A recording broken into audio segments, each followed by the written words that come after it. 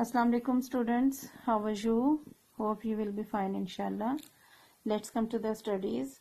All of you open your books, page number 63. Students, we were reading chapter The Advent of Islam, chapter number 7, and today we will start from page number 63, the last topic of this page, Medina.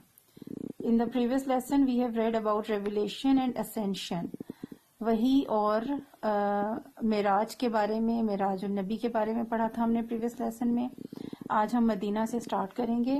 About 200 miles north of Makkah there was an oasis named Yathrib whose people invited the Prophet peace be upon him to their city. تقریباً 200 میل کے فاصلے پر مکہ سے، مکہ جو شہر تھا، بیت اللہ جہاں ہے حضور صلی اللہ علیہ وسلم کا شہر مکہ، وہاں سے شمال کی طرف تقریباً 200 میل کے فاصلے پر ایک نخلستان تھا، اویسس تھا. یہ نخلستان ہوتا ہے ریگستان میں جو زرخیز سرسبز میدان ہوتا ہے، اس کو اویسس بولتے ہیں، اور اس کا نام اس وقت تھا یثرب، جسے بعد میں مدینہ کہا گیا. اور یہاں کے لوگ جو ہیں پہلے ہی اسلام لانا شروع ہو چکے تھے، حضور صلی اللہ علیہ وسلم کو جانتے تھے، اور جیسے کہ وہاں پہ مسلمانوں کے ساتھ ظلم و ستم ہو رہا تھا، نبی صلی اللہ علیہ وسلم کے ساتھ ظلم ہو رہا تھا، تو وہ بہت پہلے سے ہی آپ صلی اللہ علیہ وسلم کو انوائٹ کر رہے تھے، دعوت دے رہے تھے کہ وہ یثرب آ جائیں. God commanded the Prophet and his followers to move there. اللہ تعالیٰ نے حضور صلی اللہ علیہ وسلم اور ان کے پیروکاروں کو، ماننے والوں کو حکم دیا کہ وہ مدینہ چلے جائیں. And this incident became a landmark in the early history of Islam.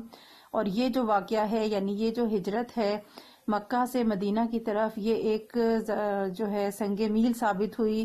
یعنی ایسا انسیڈنٹ تھا، ایسا واقعہ تھا کہ اس سے جو ہے وہ بالکل اسلام کا جو ہے رخ بدل گیا اور اسلام ایک دم تیزی سے پھیلنا شروع ہوا. It is known as ہجرہ and later became the starting point for the Islamic calendar. اس کو ہجرہ کہتے ہیں، ہجرت نبوی ہم کئی جگہ پڑھ چکے ہیں، ہجرت مدینہ بھی کہتے ہیں، مدینہ کی طرف ہجرت. اور بعد میں اسی ٹائم سے، اسی وقت سے جو ہے وہ اسلامک کیلنڈر، ہجری کیلنڈر جو ہے وہ اسٹارٹ ہوا. جس وقت یہ ہجرت ہوئی اس وقت سے اسلامک کیلنڈر کا اسٹارٹ بھی ہو گیا، which is also known as the Hijra calendar. اسے ہجرہ کیلنڈر کہا جاتا ہے. Yathrib was renamed مدینۃ un-Nabi or the city of the Prophet peace be upon him. Yathrib جو ہے اس کو بعد میں مدینۃ النبی، نبی کا شہر یا حضور صلی اللہ علیہ وسلم کا شہر کہا جانے لگا. Up until the Prophet's hijrah, Muslims had been offering prayers facing the direction of Jerusalem, but then they began facing the Holy Kaaba. جب تک حضور صلی اللہ علیہ وسلم یہاں آئے تھے اس وقت تک یہاں جو لوگ تھے وہ یروشلم کی طرف، بیت المقدس کی طرف رخ کر کے نماز پڑھتے تھے، لیکن یہاں آنے کے بعد پھر اللہ کے حکم سے خانہ کعبہ کی طرف رخ کر کے مسلمانوں نے نماز پڑھنا شروع کی. It was here in Medina that some of the practices of Islam were made compulsory by God. اور پھر یہاں پر ہی کچھ ایسی پریکٹسز تھیں، ایسے عمل تھے جو مسلمان کیا کرتے تھے لیکن اس وقت وہ فرض نہیں ہوئی تھی، لیکن یہاں آنے کے بعد وہ پریکٹسز، وہ کام جو ہے وہ فرض ہو گئے. ان میں کیا تھا؟ انکلوڈنگ دا 5 daily prayers، ان میں 5 دن کی 5 نمازیں شامل ہیں. Fasting in the month of Ramadan, Ramzan کے مہینے کے روزے رکھنا فرض ہو گیا. زکوٰۃ اور آمز گیونگ، زکوٰۃ دینا یا خیرات دینا جو ہے وہ بھی لازم ہو گیا، فرض ہو گیا. And later when Mecca was conquered the حج اور دا pilgrimage ٹو مکہ، اور پھر بعد میں جب مکہ فتح کر لیا گیا تو پھر مکہ، خانہ کعبہ کا، بیت اللہ کا حج کرنا جو ہے وہ بھی فرض ہو گیا. Soon after his arrival in Medina, the Prophet made a treaty with the Jews living there. جیسے ہی حضور صلی اللہ علیہ وسلم مدینہ تشریف لائے، یہاں آ کر آپ نے سب سے پہلا کام کیا، ایک معاہدہ کیا. یہاں پر جو قبیلے مدینے میں رہتے تھے اس میں 3 مشہور قبائل تھے، اس میں اوس تھا، خزرج تھا اور تیسرا یہود قبائل تھے.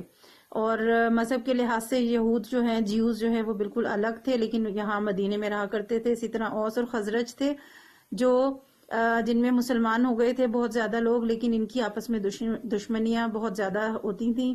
سو آپ صلی اللہ علیہ وسلم نے سب سے پہلا کام جو تھا وہ یہاں آ کر ایک معاہدہ کیا. This was known as the treaty of Medina, جس کو ٹریٹی آف مدینہ کے نام سے, میثاق مدینہ کے نام سے یاد کیا جاتا ہے. And contained rules for interaction between Muslims and non Muslim especially the Jews. اور پھر اس معاہدے میں خاص طور پہ جو اصول تھے وہ یہ طے کیے گئے کہ مسلمانوں اور غیر مسلموں کے درمیان کس طرح سے تعلق رکھا جائے گا, خاص طور پہ جیوز کے ساتھ, یہودیوں کے ساتھ. It's enough for today. There is a question related to this topic. Question number 1 is, why did the Prophet, peace be upon him, left Makkah in 622 AD? How is this event remembered by Muslims? حضور صلی اللہ علیہ وسلم نے مکہ کیوں چھوڑا 622 میں, اور مسلمانوں میں یہ انسیڈنٹ جو ہے وہ کس طرح سے یاد رکھا گیا. ابھی جو آپ کو مدینہ ٹاپک میں نے پڑھایا ہے وہیں پہ اس کا آنسر ہے. کوشچن نمبر 1 کے آنسر کے لیے ہم ایک لائن ہم سٹارٹنگ لیں گے. مینی نان بلیورز یہاں مڈ میں ہے, پیراگراف سٹارٹ ہو رہا ہے. Many non believers in Mecca mercilessly persecuted the followers of Islam including the Prophet himself.